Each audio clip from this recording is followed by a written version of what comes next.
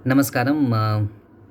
मैं अभी एक बुक पढ़ रहा हूँ, उसका नाम है चाहो और पालो, सद्गुरु की लिखी हुई बातें।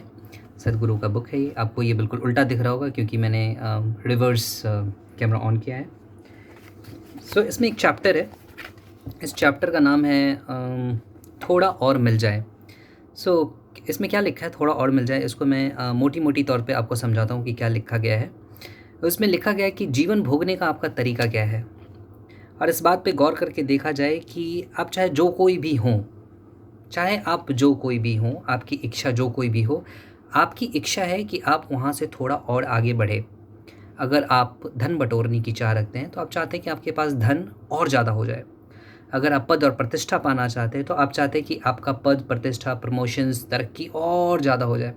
अगर आप प्रेम के भूखे हैं, अगर आप प्रेम चाहते हैं तो चाहते हैं कि आपको प्रेम, असीम प्रेम मिले, लोग हर किसी के दिल में आप बस जाएं।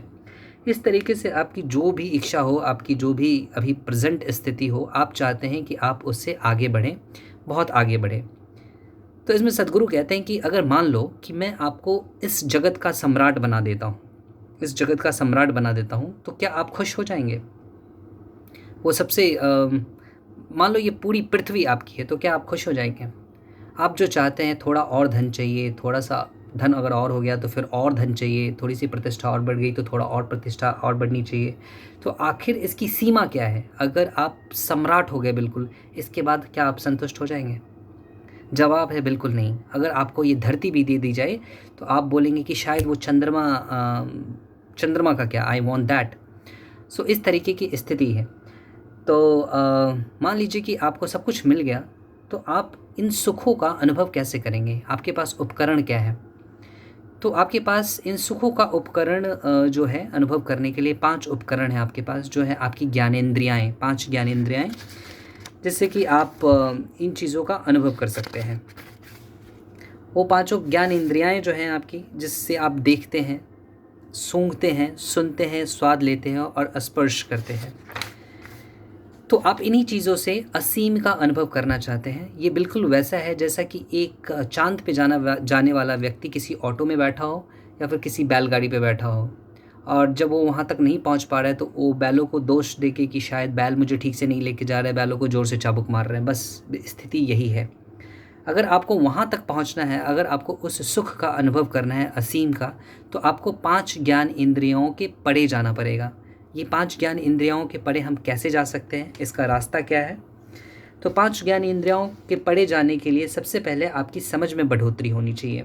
समझ में बढ़ोतरी होनी है तो पहले इस बात की खोज करनी होगी कि आपकी समझ उलझी हुई क्यों है, और उसे सुलझने से रोकने वाली चीज़ कौन-कौन सी है। इसकी वजह क्या है कि जीवन के उन्नत और गहन रहस्य कुछ ही लोगों को सहज रूप से ज्ञात है, जबकि दूसरों के लिए यह एक अबूझ पहेली है। इसका कारण कदापि ये नहीं है कि वो लोग अलग ढंग से उनका सृजन हुआ है, उनका विकास हुआ है। इसका एकमात्र कारण यही है कि आप अपनी मौजूदा जीवन शैली में कुछ बुनियादी नुक्स अपना लिए हैं, और वे कौन कौन से रोड़े हैं जिन्हें खुद आपने अपने रास्ते में डाल रखा है। इन रोड़ों को कैसे हटाया जाए, इसकी तकनीक क्या है, और उसके तौर तरीके को एक एक करके देखते हैं, और एक एक करके और चैप्टर्स हैं। तो मैं आपको उन चैप्टर्स तक लेके जाऊंगा। आज के लिए इतना ही। सो enjoy your isolation and I'll keep coming. Thank you.